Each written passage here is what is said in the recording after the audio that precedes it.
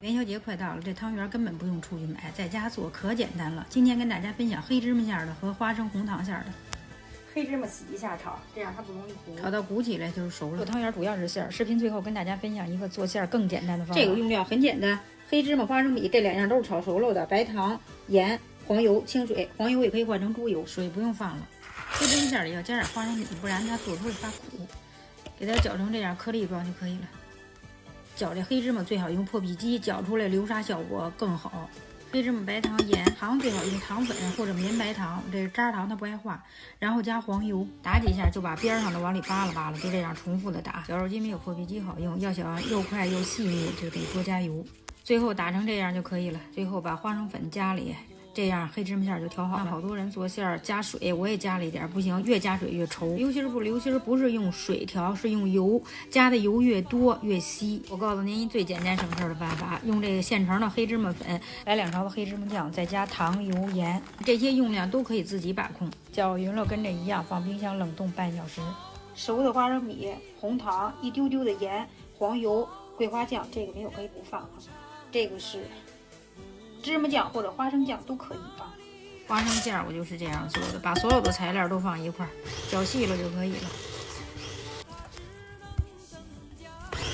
这个也是一样的，想让它更流心儿，就多加油。这个桂花酱没有可以不放，搅匀了放冰箱冷冻半个小时，别冻得太硬，太硬抠不动。看一下这冻好的黑芝麻馅，用勺子这么一挖，它能挖动就行。这个馅还可以做黑芝麻流沙包。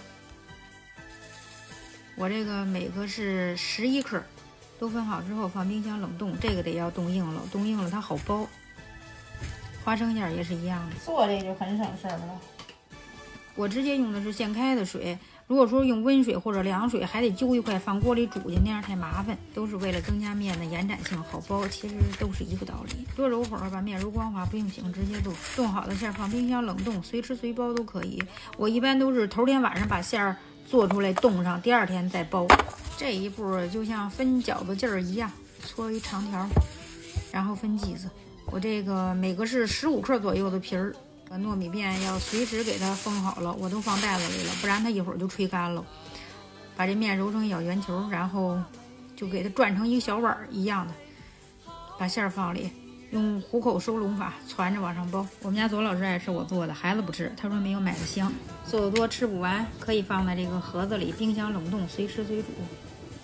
水开下锅，也可以做好多种口味，山楂馅、草莓馅、芋泥馅，像这样飘起来就熟了。看看咱自己做的是不是也是皮薄馅大？咱自己做的没有外边买的那股香味，只是纯的芝麻的香和花生的香。其实做这汤圆主要是做馅儿，做好了馅儿包是很简单的。好了，视频就分享到这儿，您学会了吗？